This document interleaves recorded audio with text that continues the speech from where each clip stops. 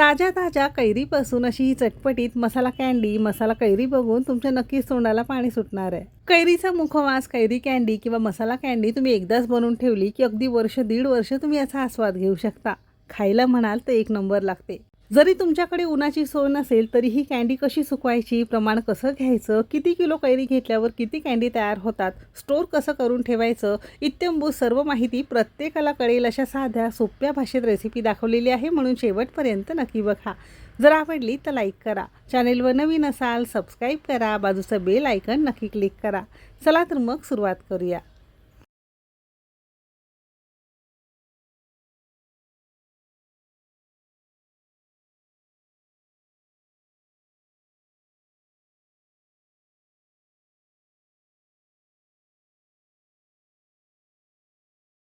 सध्या उन्हाळ्याचे दिवस सुरू आहे, कैरीचं सीझन आहे, तर जास्त प्रमाणात सुद्धा तुम्ही हे करून ठेवू शकता. तर आजच्या व्हिडिओमध्ये अर्धा किलो कैरीचं मी तुम्हाला प्रमाण दिलेलं आहे. तुम्हाला जास्त करायचं असेल तर तुम्ही तुमच्या आवश्यकतेनुसार वाढवू शकता. इथे आपण सगळ्यात पहिल्यांदा अर्धा किलो किंवा 3 मोठ्या आकाराच्या कच्ची कैरी पाण्यामध्ये भिजत घातलं.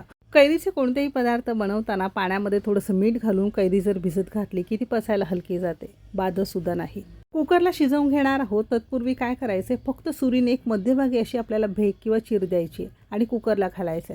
असं केलं की अगदी लवकरात लवकर मस्त कैरी शिजून तयार होते. तर अगदी 3ही कैरी कुकरला घातल्या. कैरी व्यवस्थित बुडेल इतपतच आपण यामध्ये पाणी घालायचं आहे. वेगळं आता आपण यामध्ये मीठ घातलेलं नाही. कुकरचं झाकण लावायचं आहे आणि कुकरला मोठ्या आचेवर फक्त एकच शिटी काढायची. जर तुम्ही टोपामध्ये कढईमध्ये करत असाल तरी तुम्हाला साधारणतः एक 5-6 मिनटं मोठ्या आणि मध्यम आचेवर हे वाफवून घ्यायचं आहे. साधारणतः एका शिटीनंतर थोडासा कुकर गार झाला की झाकण उघडून बघितलेलं आहे. तर मध्यभागी कैरीच्या थोडी चीर दिल्यामुळे आपसूक याची सालं कैरीपासून वेगळी होतात. म्हणजे तुम्हाला इथे खूप जास्त कष्टसुद्धा घ्यावे लागत नाही. तुम्ही जास्त प्रमाणात जरी करत असाल तर याच पद्धतीने तुम्हाला करायचं आहे. आता ह्या कैऱ्या आपण एखाद्या ताटावर काढून घेणार आहोत. आता गरम गरम असताना याची सालं आपण काढून घेणार आहोत. सुरुवातीला उकडण्यापूर्वी आपण चीर दिल्यामुळे याची सालं अशी आपसूक मोकळी होतात आणि अगदी हाताने जरी म्हणाल तर अशी ही याची सालं वेगळी होतात. जर सालांना गर लागला असेल तर चमचाने सुरीने याचा काढून घ्यायचा. याला अजिबात लागलेला नाही. आता गरम असताना सालं काढून घेतली किंवा याचा गर आपण एखाद्या चमचाने किंवा सुरीने खरडवून घेतला की तो सोयीस्करपणे आपल्याला काढता येतो. कारण हा कैरीचा गर गरम असताना अगदी मऊसूत असल्यामुळे सुरीने, फोर्कने किंवा चमचाने वगैरे ना पटकन निघतो. जर गार केला की कोळीला किंवा या बीला चिटकून बसतो. म्हणून गरम असताना त्याची सालं काढून असा हा गर आपण चमचापासून वेगळा केला. आता इथे आपण साधारणतः अर्धा किलो कैरीपासून केला तर साधारणतः 1.5 ते 2.25 कप तुम्हाला हा गर मिळतो. गरम असताना देठाचा भाग हातावर धरून असं आपण कोळीला लागलेला सगळा कैरीचा गर काढून घेतला आणि अगदी सोयीस्करपणे निघतो. अगदी 2 मिनिटात 3 कैरीचा निघालेला आहे. तुम्ही जास्त प्रमाणात करत असाल तर याच पद्धतीने तुम्हाला करायचं आहे. म्हणजे तुमचं काम अगदी सोपं होईल, कष्टसुद्धा कमी पडतील. आणि कैरीचा गर काढलेला एखाद्या चमचाने, ग्लास वाटीने किंवा फोर्कने असं थोडंसं आपल्याला मॅश किंवा असं हे मऊसूत करून घ्यायचं आहे. यामध्ये गुठही राहणार नाही याची काळजी घ्यायची. अजिबात मिक्सरला वगैरे लावायचं नाही. मिक्सरला लावल्यावर एक तर पातळ होतं आणि याची चवसुद्धा कमी होते. मग त्यामुळे चमचानेच असं आपण 1-2 मिनटं चांगलं मस्त करून घेतलं. अगदी छान मऊसूत गर आपल्याला कैरीचा शिजवून तयार मिळालेला आहे. आता गर तयार झाला एका सेपरेट कढईमध्ये आपण हे काढून घेणार आहोत. अजून गॅस आपण चालू केलेला नाही. आता जर साधारणतः अर्धा किलो किंवा 1.5 कप तुमचा हा कैरीचा शिजवून गर असेल तर त्यासाठी फक्त पाव कप आपण इथे साखर घातली आहे. कारण ही कैरीची कँडी थोडीशी चटपटीत आहे, म्हणून साखरेचा इथे खूप जास्त उपयोग करायचा नाही. साखरेऐवजी तुम्ही बारीक चिरून गूळ किंवा गुळाची पावडर जरी वापरली तरीसुद्धा चालू शकेल. आता ज्या मंडळींना डायबिटीस, मधुमेहासारखे आजार असतील, त्यांना अजिबात गोड चालत नसेल तर साखर, गुळा किंवा खडी साखरेऐवजी तुम्ही ते खारकेची पूड आवश्यकतेनुसार वापरू शकता.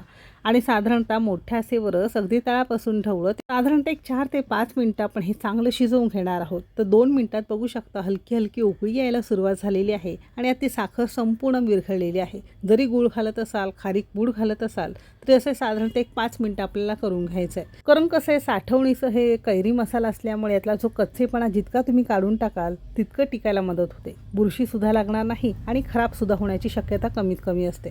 ते इथे साधारणतः एक 6-7 मिनिटं झालेली आहे. थोडंसं इथे तुम्हाला घट्टसर झाल्यासारखं दिसत असेल. म्हणजे कैरीचा गर किंवा साखर घातल्यावर मोठ्या आचेवर एक 7 मिनिटं आपण हे शिजवून घेतलं. थोडं घट्ट झाल्यावर काही बेसिक मसाले घालणार आहोत, ज्यामध्ये चमचाभर आपण इथे काश्मीरी पावडर घातली, जी अजिबात तिखट नसते. तुम्ही बेडगीसुद्धा घालू शकता, फक्त रंग अगदी मस्त कँडीला येतो. अर्धा चमचा भाजलेल्या जिऱ्याची पूड घातलेली आहे. अर्धा चमचा आपण इथे चाट मसाला किंवा आमचूर पावडर घालू शकतो. थोडंसं चटपटीत आणि मस्त फ्लेवर येतो. अगदी पाव चमचा आपण यामध्ये हिंग घातलेला आहे, म्हणजे हे पचायलासुद्धा हलकं जाईल, कारण हे साठवणीचं मुखवास आहे. अर्धा चमचा आपण इथे काळं मीठ घातलं आहे. तुम्ही साधं मीठ असेल ते सुद्धा वापरू शकता. आता पुन्हा हे सगळे जिन्नस ढवळत फक्त 1 मिनिट आपण मोठ्या सेवरच करून घेतलं, म्हणजे या सगळ्या जिन्नसात गरम गरम हे मसाले घातल्यावर याला छान असा सुगंध पसरला आणि या स्टेजला आपण गॅस बंद केला. म्हणजे साखर घातल्यावर बरोबर 8 मिनिटं आपण हे मोठ्या सेवर चांगलं शिजवून घेतलं. थोडं घट्ट झाल्यासारखं दिसत असेल आणि मसाले घातल्यामुळे रंगसुद्धा अगदी मस्त आलेला आहे. सगळ्या घरात मस्त सुगंध पसरला. आता थोड्या प्रमाणात करतो आहोत म्हणून छोट्या ताटाला थोडंसं तेल घातलेलं आहे आणि छान पसरून घेणार आहोत. तुम्ही तूपसुद्धा लावू शकता. जर जास्त प्रमाणात करायचं असेल तर एखादा मोठा ट्रे असेल, परात असेल, त्यावर तुम्ही करू शकता. अगदी जास्त असेल तर प्लास्टिक शीट स्वच्छ धुवायची, त्याला थोडंसं तेल लावून तुम्ही हे पसरून घालू शकता. सगळं हे आंब्याचं मिश्रण आपण यामध्ये घातलं. आता हे खूप जास्त आपल्याला पसरायचं नाही, थोडं जाड ठेवायचं, कारण सुकल्यानंतर कसं ही पोळी अगदी पातळ होते. जितकी छान जाड ठेवाल तितकी अगदी मस्त खायला गाभेदार आणि मस्त लागते. तर अगदी थोडीशी एक अर्धा इंच आपण ताटावर अशी छान पसरून घेतलेली आहे. हवं असेल तर एखाद्या चमचाने पळीने तुम्ही एकसारखं करू शकता. रंग तुम्ही बघू शकता किती सुंदर आलेला आहे. मस्त आंबट, गोड, तिखट, चटपटी तुमची ही मसाला कैरी, मसाला कँडी खाण्यासाठी तयार होते. आता ही कँडी तुम्हाला 2 प्रकारे कशी सुकवायची ते सांगते. जर तुमच्याकडे उन्हाची सोय खिडकीमध्ये, बाल्कनीमध्ये, एखाद्या ओपन स्पेसमध्ये असेल तर साधारणतः 2 ते 3 दिवसात चांगली सुकून तयार मिळते. जर तुमच्याकडे उन्हाची सोय अजिबात नसेलच तर साधारणतः 5-6 दिवसात पंख्याखाली तुम्ही हे सुकवू शकता, पण तयार करू शकता. तर साधारणतः उन्हामध्ये 3 दिवस आपण सुकवून घेतलं. जरी तुम्ही पंख्याखाली सुकवत असाल, वेळ थोडासा जास्त लागतो, पण सुकतं असं सेमच. म्हणजेच काय, जरी उन्हाची सोय नसेल तरीसुद्धा तुम्हाला ही कैरी कँडी तयार करू शकता येते. आता सुकल्यावर फक्त सुरी घातली की कडा आपसूक याच्या मोकळ्या होतात आणि एखाद्या फळाच्या सालीप्रमाणे असं हे मस्त साल निघाल्यासारखं दिसत असेल. जर दुसरी बाजू थोडीशी ओलसर वाटत असेल ना, पुन्हा आणखीन एखाद दिवस तुम्ही हे उन्हामध्ये ठेवू शकता. पण आपली दोन्ही बाजू अशी छान मस्त सुकून तयार आहे.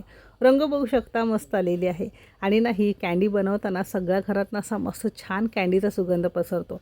जर उन्हामध्ये ठेवत असाल ना तर साधारणतः एखादी जाळी वगैरे यावर तुम्ही घालू शकता, म्हणजे धूळ वगैरे याला चिटकून बसणार नाही. आता ही कँडी आहे ना, तुम्ही तुमच्या आवडीनुसार जसं तुम्हाला शेप द्यायचा असेल तसं करू शकता. आणि सुरीने न कापताना शक्यतो आपण हे कैचीने वगैरे कापून घेणार आहोत, कारण काम अगदी सोपं होतं. तर मध्यभागी सुरुवातीला आपण तुकडे करून घेतलेत आणि आडवं घेऊन असे ह्याचे पातळ स्लाईस आपण करून घेणार आहोत, म्हणजे दिसायलाही छान दिसतं. जसं विकत आणतो अगदी तसा मुखवास तयार करता येतं. आणि छान पातळ आपण याची स्लाईस कापून घेणार आहोत. सुरीने सुद्धा तुम्ही करू शकता, पण कैचीने ना काम अगदी सोयीस्करपणे होतं. जसं हवं तसं शेप तुम्ही देऊ शकता. कैरीचे असे हे सगळे स्लाईस करून घेतल्यावर थोड्या अंतरावर असे हे स्लाईस आपण पसरून घेणार आहोत. आता असे पसरून घ्यायचं का, तर ते सुद्धा पुढे व्हिडिओमध्ये कळणारच आहे. थोड्या प्रमाणात असल्यामुळे आपण इथे चॉपिंग बोर्डवरच घातलं. तुम्हाला जास्त करायचं असेल तर प्लास्टिक शीटवर सुद्धा तुम्ही हे करू शकता. आता आपण काय केलं, साधारणतः पाव किलो साखर एखाद्या मिक्सरच्या भांड्यामध्ये घालून थोडीशी जाडसर फिरवून घेतली. तुमच्याकडे तगार वगैरे असेल ना तर ती सुद्धा घेऊ शकता, किंवा अगदी बारीक पिठी साखर घातली तरी सुद्धा चालू शकेल. थोडी आपण ही घेऊन अशी यावर पसरून घेणार आहोत आणि हातानेच थोडंसं याला पसरून घेणार आहोत, म्हणजे सगळीकडून छान एकसारखी लागावी. आता एका बाजूने झालं की आपण दुसरी बाजूसुद्धा उलटून घेणार आहोत आणि सेम तशी साखर घालून यावर आपण भुरभुरणार आहोत, म्हणजे जशी विकत कँडी मिळते, मसाला कैरी मिळते ना, त्याच पद्धतीने.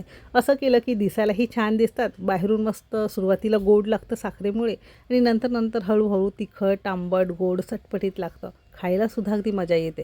आता या कँडीला शिजवताना साखरेचा उपयोग किंवा गूळ घालत असाल, खारी घालत असाल तर कमीत कमी घालायची, कारण ही कँडी थोडीशी चटपटीत आंबट छान लागते.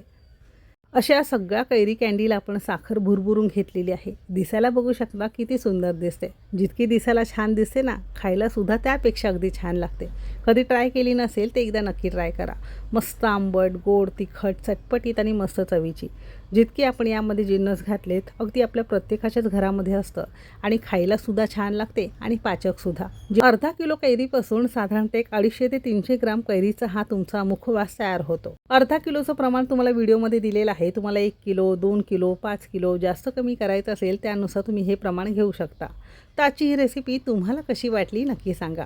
असं एकदाच करून ठेवलं की एखाद्या डब्यामध्ये तुम्ही फ्रीजच्या बाहेर स्टोअर करून ठेवू शकता अजिबात खराब होणार नाही, कारण यामधलं आपण सगळं पाणी सुकवून घेतलेलं आहे. जशी बाजारामध्ये चिंच गोळी मिळते ना चटपटीत, सेम तसं सुकवून घ्यायचं, थोडा गोळा करून घ्यायचा आणि गोळी करून अशी तुम्ही याची कैरीची कँडीसुद्धा तयार करू शकता.